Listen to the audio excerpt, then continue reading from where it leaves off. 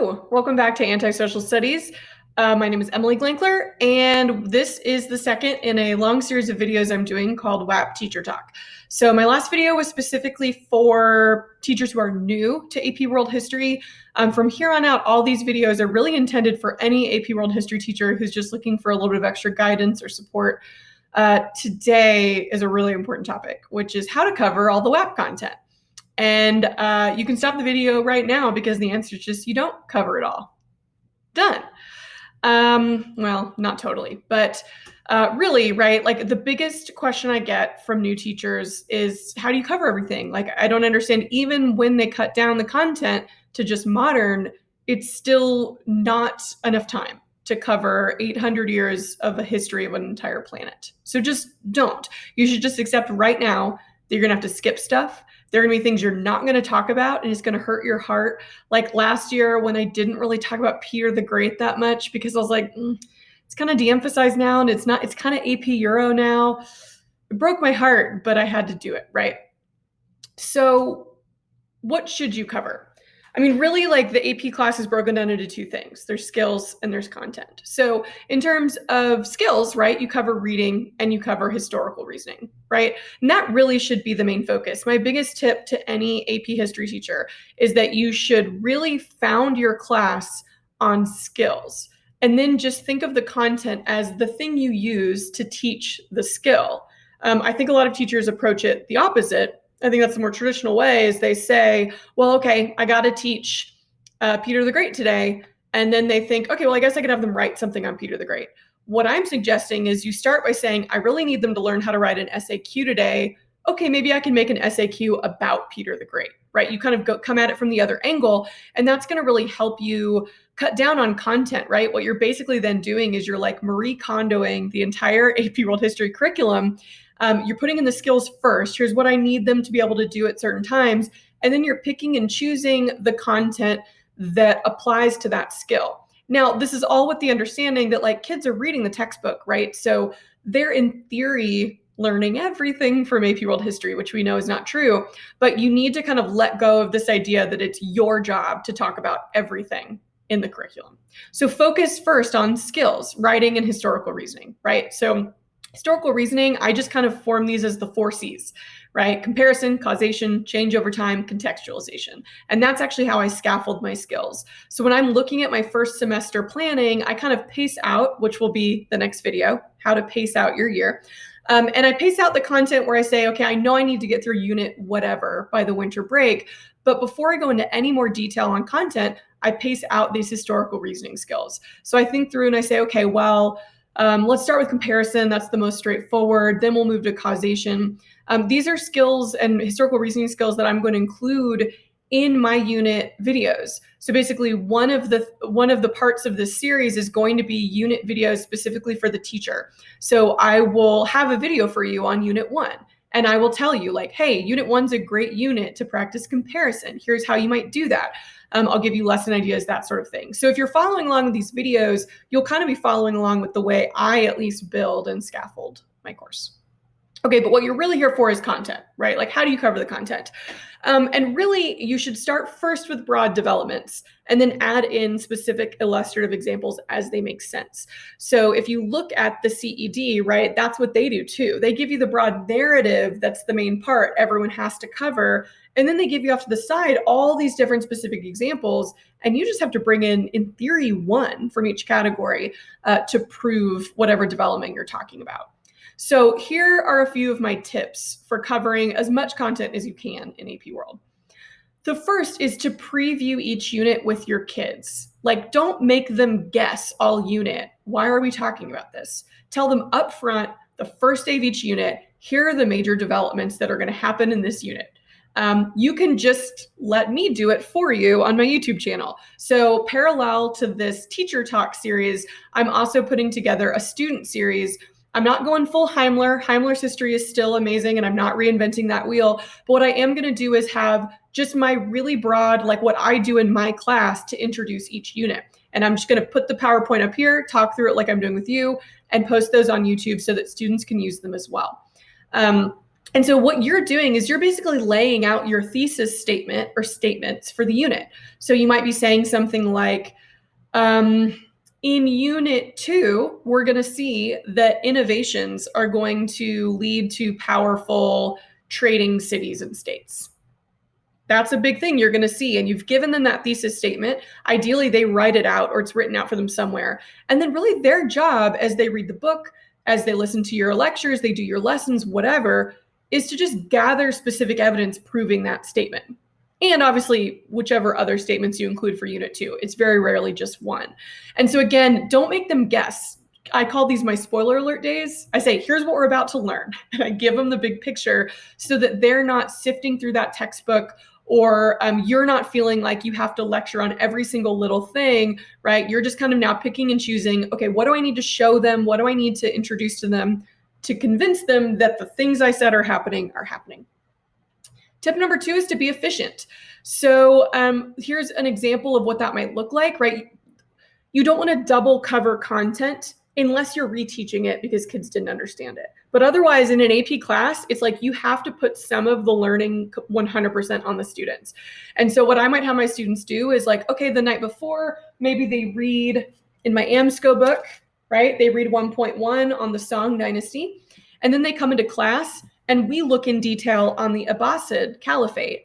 And then their exit ticket or their homework is to write some sort of comparison SAQ or statement. And so again, I'm being efficient because in that one lesson, I've now covered 3 important things. I've covered the Song, which is 1.1. I've covered the Abbasid, which is 1.2. And we're starting to practice actually 4 things: a historical reasoning skill of comparison and a skill of writing, specifically in an SAQ or something like that. So what we have to get away from is this idea that they're going to read about the Song Dynasty the night before, and then we're going to talk about the Song Dynasty in class. Now, you can still talk about them, but go more in depth. So you might have them read about the Song Dynasty, but then you say, I want to just really focus on the city of Hangzhou. And I just want to like really look into like what does a cosmopolitan urban center look like in the post-classical era. So you might pick sort of a case study to dive deep into, but you shouldn't just be covering the same thing in multiple places. Tip number 3 is to skip stuff. Just skip stuff. It's better to go more in depth with a few examples and civilizations than cover all of them. I think a great example of this is in Southeast Asia, just because Southeast Asia is a section that was added in a lot more depth this last year, which is so wonderful. But if I'm just speaking for myself, there were a ton of civilizations that I'd never heard of before, which is on me and my education that I got, right? This is why it's good it's being included now. But, you know, a lot of teachers got that new CED and saw that list of Srivijaya and Majapahit and Vijayanagara and the Khmer and the Champa and all these different, and thought, oh my gosh, I'm going to have to learn about all of these and cover all of them. Well, no, not really. You should learn the basics of them, right?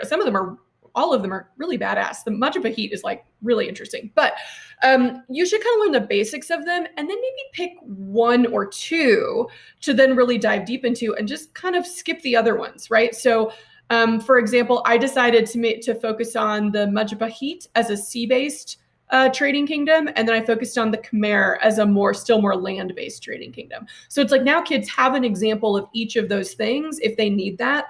But I'm not expecting them to memorize everything about all of those different civilizations. And then maybe as I learn more, I might add more in as I get comfortable, but especially if it's content that you're new to as well, teach yourself the way I'm suggesting you teach your kids. Get the big idea and then pick some case studies to know really well. Okay. Here's a warning about skipping things, which is critically important, is be careful what you're skipping, because white teachers who are a product of the Western education system tend to know more about white Western history. And so when we're looking through the curriculum and thinking about what we know, what we already have lessons for, we're going to gravitate to like the French Revolution and be like, oh, I can't wait. I'm going to do a whole week and I'm going to do a simulation and blah, blah, blah. And that's really fun. I've done that too. What I'm suggesting is that once you kind of figure out the curriculum and what you're going to cover, you step back and assess it and look and think, okay, wait, what am I covering and what am I skipping? Because what ends up happening is teachers often skip the Southern Hemisphere. They skip the Latin America, Africa, and South or Southeast Asia or Oceania. So what I did last year when I looked in the CED and noticed that, hey, they actually don't really talk about the French Revolution at all. They talk about Lafayette's Declaration of the Rights of Man, but otherwise they don't really talk about it that much at all. And so I said, okay, I'm going to go out of my comfort zone. And instead, I'm going to go way in depth on Haiti, on the Haitian Revolution, right? It would have been easier for me to just grab one of my old French Revolution lessons. But I noticed that otherwise that Unit 5 unit, right, that's all about Enlightenment and revolutions and industrialization, I was like, ooh, that's going to be a pretty white unit unless I intentionally bring in, or if I pick my case studies very carefully. So just a word of warning that skip things, but make sure you're skipping like different regions every time. My suggestion is to really give them like, for each time period, they should have one civilization or event in each region that they know sort of in depth. And so as an example, if we're talking about the revolutions, I might say, okay, well, we need to understand the Enlightenment and we need to understand kind of the cause of these revolutions in general. But now you're going to pick one besides the American Revolution, because my students all already know that, to know in depth. And so I just gave them the options of Haiti or South America with Simon Bolivar. And then they picked from there. And so it was like every kid knew of one non-US revolution that they could talk about if they needed to in that region, right? So here's another example, right? If you're talking about Unit 1, you're talking about the time period of 1200 to 1450. These are actually the states that I kind of picked for them and said, these are the ones we're going to focus on in every kind of major region of the world. So in the Americas, we went way in depth on the Inca because I've been to Peru and I love the Inca. I did a whole podcast episode about them. In Europe, we focused on like the development of constitutionalism in England. And we like mentioned France and mentioned other places, but I knew that in the next unit, we were going to be talking a lot about Spain and Portugal. And so I thought, okay, well, let's do England now. And so on and so forth, right? And so here it's like now if a student gets an essay question, specifically an LEQ on this time period, and it's anything to do with states or state building or anything like that, they now have enough to pull from that they should be able to come up with some examples, right? So again, I'm not saying when you say skip content, like don't just skip the Americas. But it kind of hurt my heart to kind of skip the Aztec. I actually wrote my graduate thesis on the Aztecs, but I thought, I don't know, I think the Inca have more illustrative examples to kind of show the trends I want to show my kids. And so we like briefly talked about the Aztecs, but we went way more in depth in South America. Here's another example. There are some units that don't divide up by just neat civilizations. So if you're looking at major developments in a unit, so from 1750 to 1900, there are a few kind of major developments happening here, which is kind of revolutions, nationalism, industrialization, responses to industrialization, and kind of resistance to imperialism. And so I was like, all right, so for my revolution, I'm going to talk about Haiti. For my nationalism movement, I'm going to talk about Ottomanism, because I knew in the 20th century we were going to talk about nationalism in Europe. I focused on industrialization in England for obvious reasons and imperialism. And then I thought, okay, for responses to industrialization and imperialism, I probably need some different examples. So one that was successful, well, let's look at Meiji Japan. One that was failed, let's look at China. Or some sort of resistance that was violent, let's look at the Sepoy Rebellion. Nonviolent, we looked into the Ghost Dance in North America. So again, depending on the unit, you might not be thinking about this purely geographically, but what I want you to notice is that even though this went kind of more thematically, revolutions, responses, that sort of thing, when you step back and look at the ones I've chosen, they are still diverse. Because honestly, I could have maybe talked about England for this whole thing, but that would have been a little problematic. Okay, so let's recap. Just tell kids the major developments up front. Don't make them guess. Their job is to be like the researchers and to go and find the specifics and know those. But like you already know the big picture, so just tell it to them. Don't make that part a puzzle. The second is to go in depth in class with like case studies, like I just talked about. And the third is when you're building lesson plans, build them for skills just as much or even more than content. Again, I really encourage teachers that I talk to start with the skill and then figure out what content from your unit makes the most sense with that skill. If you're not totally comfortable with that yet, then just make sure that you're at least stepping back and being comfortable cutting some content so that you build in a lot of time for skill-based learning, anything else that you need to cover. Okay. Here are a few more resources, some of these that I referenced. I first want to tell you, obviously, about my YouTube page and what's coming up. So make sure that you're subscribed. The next episode, I'm going to talk about pacing and like where I try to be with both content and skills throughout the year. Like I mentioned, I'm also going to make videos specifically for teachers that are going to be unit planning overviews. So I will walk you through like, here's my favorite lesson from Unit 4. Here's the big narrative I really focus on for Unit 7, whatever that might be. And I'm going to try to put those out ahead of time, like where it will give you time to still plan, right? And just know that I'm also going to create a series for students that you should tell your students about, where, like I said, I'm going to do kind of the student-focused unit introductions.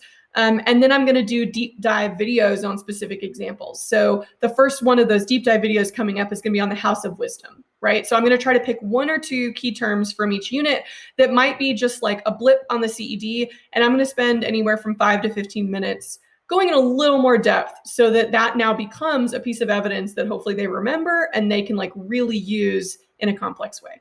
And then as we get closer to the test, I'll be putting together a lot more resources like explaining parts of the rubric, explaining the test, all that good stuff.